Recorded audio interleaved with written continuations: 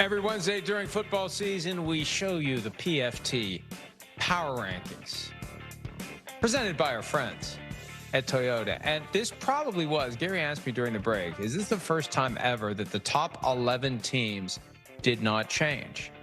And it's entirely possible it's the first time it's ever happened because the 11 teams either were on a bye or won. And I'm not going to penalize a team for winning. Every once in a while, I'll drop a team for winning ugly. But none of the teams that won ugly. I couldn't knock the Broncos down despite Chris's very strong argument last week that the Chiefs should be higher. And the Chiefs, although they won 28-7, for half the game, they were kind of screwing around with the Commanders. So it's not like they had some resounding win. And so everybody stayed in place 1 through 11. Do you have a problem with that? You got a problem with that? I do. I don't like that. I don't like that. Okay? I don't like that. Feels like you're cheating. Feels like you didn't want to do the work. That's what it feels like. I know. I sat there and I said, I need to move somebody, but I'm not just going to move somebody for the sake of moving somebody. Well, I hear you. And listen, I mean, I understand not a whole lot of movement. I mean, I would go back to challenging maybe some of the things I said last week. But that was last week. That's right. You stated your case, and that's the way you believe it. I don't... with where you got it, and really your top 8 there, I got no problems with any of that, other than I think you think the Chiefs would beat the Buccaneers if they played them right now. I think that. I think you would. But other than that, I feel like you're pretty good from everywhere else. I think the most interesting part about your power rankings is a little bit of that 12, 13, 14, 15, 16. And even 17, 18, 19 is the most important part right now. And I know this is on the graphic right now, but 17's the Texans, 18's the Falcons, 19's the Panthers. And what I mean by that group there is just like, what exactly are those teams, right? What are they? We've seen moments of going, ooh, that's pretty damn good. They look good. But we've also seen moments of go, ooh, that's not very good. Like what? So that to me is kind of the interesting part of the whole power ranking, and which one of those teams kind of jumps up into the fray, into the playoff mix, or to none of them. And that's what I'll be interested to see as we go forward here. Yeah, we're getting closer and closer to that point of the season where somebody's going to get hot. Right. It's going to be around Thanksgiving, and somebody's going to get hot. Can the Texans do it? Get healthy. Hey, and based on what we saw, and see, this is the thing. We've seen so many teams this year that have a win that we think changes the narrative, and it doesn't. Yeah. Falcons. Oh, here we go. Beat the Bills. Oh, and they've looked like crap ever since then. Jaguars beat the Chiefs. Jaguars out-chiefed the Chiefs. Jaguars did to the Chiefs what the Chiefs usually do to somebody else. The Jaguars arrived. Oh, they lost 2 in a row, and they limped into the bye week. So it's just odd to see these opportunities for a game to become a launching pad, like they become like, who is it, SpaceX that makes the rockets that like blow up on the pad? One of those companies that makes rockets that blow up on the pad. Yes. It's supposed to be the launching pad, and the rocket blows up on the pad.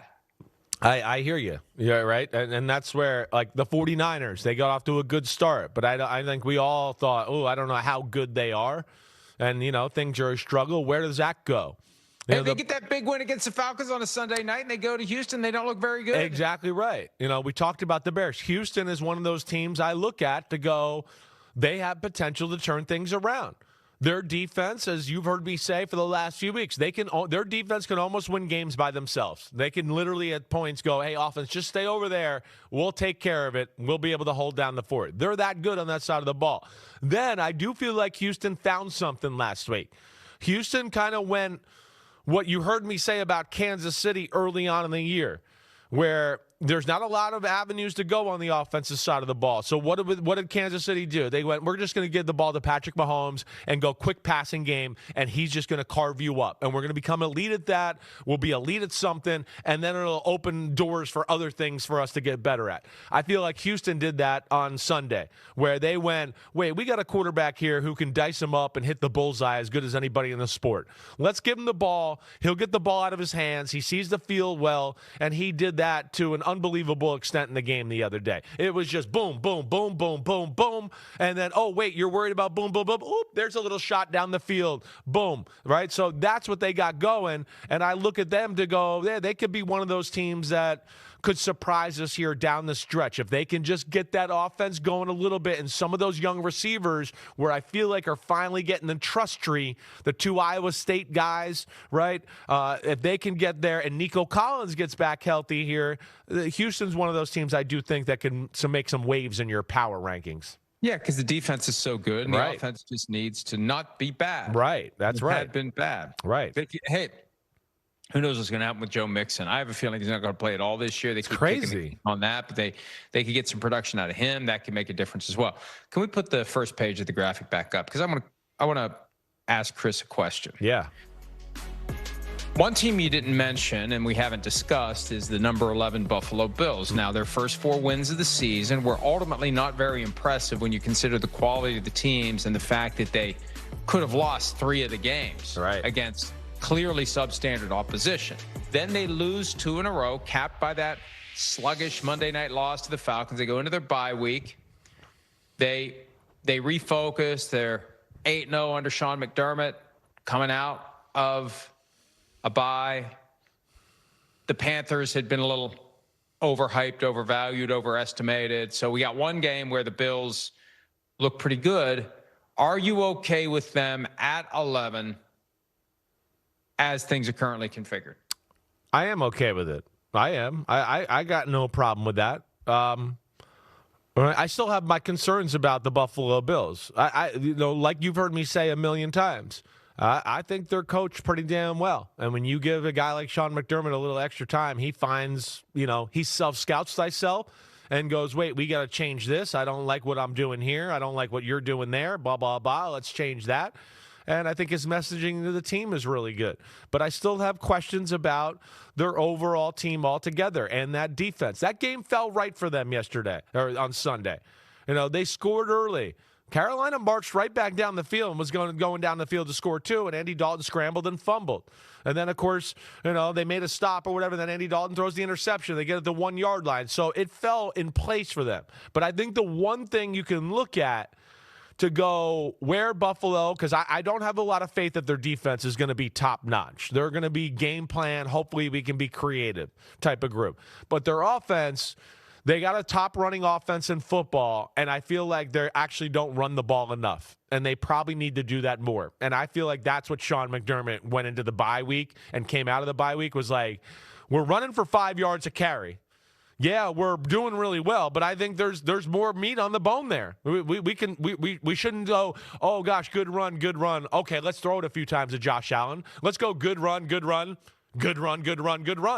And let's do that and get the defense so worried about that, then Josh Allen could do all his crazy stuff with his amazing right arm and his talent.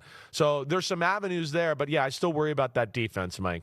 Okay, so just to summarize, and if we can put the graphic back up. Yeah.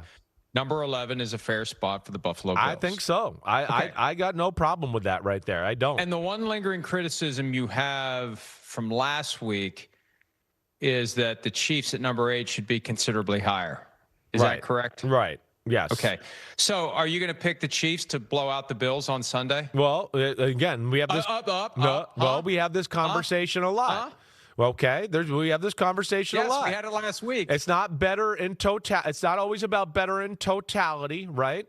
Sometimes it's a matchup league, and I do think Buffalo, they match up better with Kansas City than they do with maybe the New England Patriots or the Buccaneers. Then the Bills should be higher in the power rankings. I don't totally believe that, but you don't know who I'm going to pick, and I'm not telling you who I'm going to pick. I'm just saying they match up better with the Chiefs and other teams in the top 10 or 11. I know, but that's exactly why you were up my ass last week. No, it wasn't. That? No, because I'm not telling you I'm picking the Buffalo Bills off of that. You said to me, no. You said, "How can you have the Chiefs?" And we can find. I mean, we have the. I know. And go ahead, finish your point.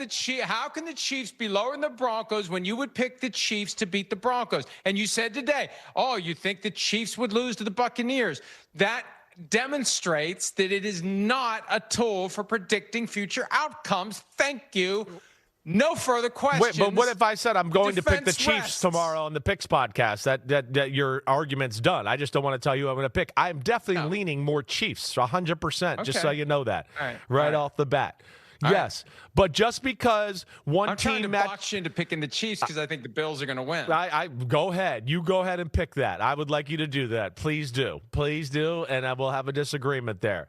But yeah, no, there's certain matchups where, hey, one team doesn't match up so well with another team. They might be better than that team in totality. My point last week was the Chiefs is you have a few teams in front of them where I feel like if they played the Chiefs, you'd go, I'm taking the Chiefs. And the Buccaneers play the Chiefs right now, you're taking the Chiefs. If the Broncos played the Chiefs right now, you're taking the Chiefs. I don't know about that. I think I do too. Especially last week it would have been. Now the Broncos went out this week and blew them out, so now you feel like, oh, I'm okay with my Broncos pick. All right, so, all right. It was an accurate predictor of future results for a change. But no, that's what's awesome about the NFL. And we do say that it's a matchup league. It really is. And that's an interesting matchup because here's the other thing with the Bills-Chiefs, right? You always hear me say with the Bills. When the Bills have to worry about stopping the run game, that becomes a huge issue. Well, the Chiefs aren't exactly Johnny Run football team over there. So that does help out the Buffalo Bills in this type of game here. Yeah, Isaiah Pacheco's got an MCL sprain, so they may not have him on Sunday. And it could have turned out to be so worse. We were talking about so much worse. We were talking about that yesterday when he took that hit late in the game. And it made me think, why are the starters still in there? They're up 28-7. It looked like it was torn ACL, and you could see the relief from the trainer and from him. They had the camera on the two of them when he was doing the stability test. That's that test that, we talk from time to time. You can tell on the sideline if the ACL's gone. Yes. Because there's just no stability in that knee. It was there, so the ACL's intact, but the MCL may need some time to heal. The MCL is it's a weird ligament. It's like a rope that becomes frayed and just time heals it. You can heal it without surgery. It just becomes a little loose and it tightens up. The other ones don't heal on their own for the most part. And you tear an ACL, it's not going to regrow. It needs to be completely replaced. But regardless, they may not have him this weekend. And Kareem Hunt, I meant to mention Kareem Hunt yesterday. Think about this guy's journey. And some of it self-inflicted after what happened to him in 2018, and the Chiefs unceremoniously dumped him, and deservedly so. But he gradually rebuilds himself, and he comes back, and he has a couple of touchdowns the other night. He's the most reliable and consistent in all phases of the offense running back they have. Yeah, I don't disagree with you there. I don't. And I think, they run the ball right now just to kind of keep you honest on that side of the ball. That's all it is. Right now, they're about Mahomes and dish it out to Rashee Rice and get it out quick and surgically destroy you and RPOs and all of that and then screens. And then it's just like, ooh, okay, you're all over our short stuff. Okay, wait, I'll buy a little time in the pocket. Oh, man, look at Travis Kelce. He's wide open down the right sideline. Boom, big play. Oh, Xavier Worthy's open down there too. And they become elite with the quick, short passing game right now. And what happened in the game the other night? Washington kind of went, wait, we'll play aggressive coverages. We're going to have 7 in coverage. We're going to take away this quick passing game. We're going to stop it. And what did Mahomes do? He went, oh, I'll just sit here then. And, of course, he held the ball in the pocket longer than any other game the whole season the other night because he's like, okay, this is great. Now I get to go back to backyard football because we became so elite at boom, boom, boom, boom, short passing. Now I do this, and now I'm making plays in the back and running all around. And you heard Troy Aikman. I mean. Oh, there were so many of those plays where he's running away and he stops and there's a guy wide open. It's incredible. It's incredible. So that's why I always go to the point of you got to be elite at something. Because it opens up other doors for everything else. And they were so worried about stopping that in the quick passing game, then it became, well, let's just rush 4. Oh, wait, our front 4 is not very good. He's got all day long. And now when he scrambles, we don't have a defensive end that can really corral him. And then he makes magic happen and go that way. So that's what they got going in Kansas City right now. And that's why Patrick Mahomes is climbing the ladder for MVP, an MVP conversation. I know Jonathan Taylor's in the leader house, as they say, but damn, he's going to have number 15 in red, who's on a mission right now, nipping at his heels, I think, throughout this NFL season here. Amazing to think last year the Chiefs were the 1 seed in the AFC and Mahomes wasn't a serious MVP candidate because his numbers were off. This year, they're going to have to fight and scratch and claw, and he's going to be a better candidate for MVP. Yeah. And that's the thing. We have to always remember the greatness that we see in Mahomes, and he does stand head and shoulders above everyone else when it comes to that passing game, manipulating a defense, making things happen, stopping, starting, moving, knowing, awareness, where he is in relation to the other 21 players on the field. It's incredible. We've never seen anything like it, and we just, like, in Shohei Ohtani in baseball, like, we've never seen anything like it.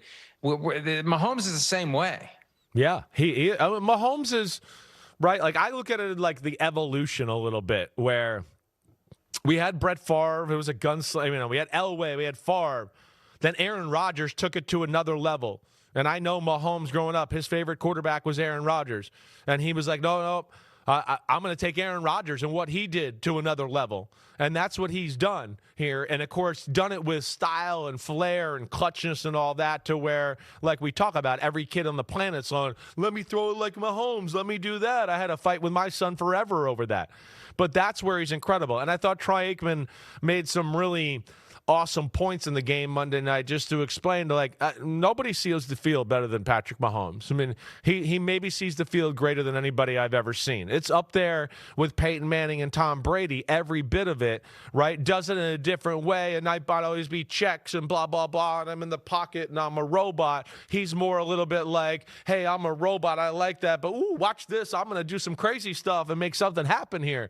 And make he's the greatest gunslinger who takes care of the football that you'll ever see.